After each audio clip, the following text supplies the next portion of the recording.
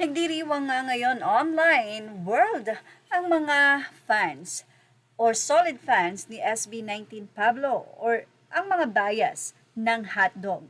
Mula sa naging artikulo ng Abante, narito ang kanilang ibinahagi. SB19 Pablo panalo. Wow! Best nga itong si SB19 Pablo. Masayang-masaya ngayon at nagdiriwang sa online world ang solid fans ni SB19 Pablo Nase dahil naipanalo nila ang bias nilang si SB19 o SB19 member.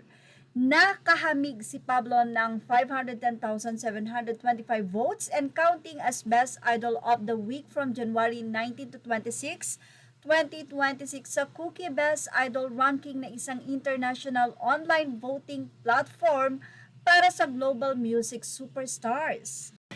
Kinabog lang naman daw ni Pinunong Pablo sa nasabing kategorya si JL, ang sikat na member ng global K-pop boy band na AHOP. Pumapangalawa lang si JL kay Pablo. Actually, Pinoy rin si JL Gaspar na naging miyembro ng K-pop group matapos itong manalo sa South Korean survival show na Universe League.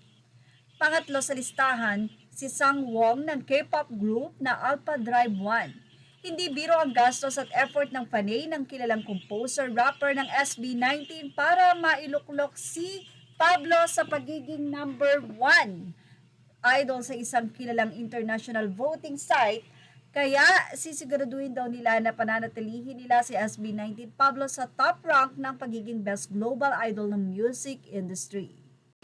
At syempre, bet din naman ng mga fans na iakyat at hatakin rin sa top spot ang apat panghari ng P-pop na sina Stell, Justin, Ken at Josh para puro mahalima ang maglalaban-laban.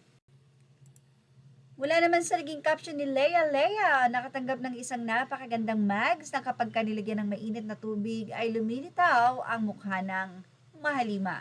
Sa kanyang caption, sinabi niyang mukhang lagi na akong iinom ng mainit na choco or tea nito sa umaga. Salamat ng may kasamang kilig sa nagbigay nito sa akin. Sana masarap ang agahan mo. Narito po ang nasabing full video at ito po ay credit sa nasabing netizen at fan ng SB19 na si Leia Facebook kung nice nyo pong makita.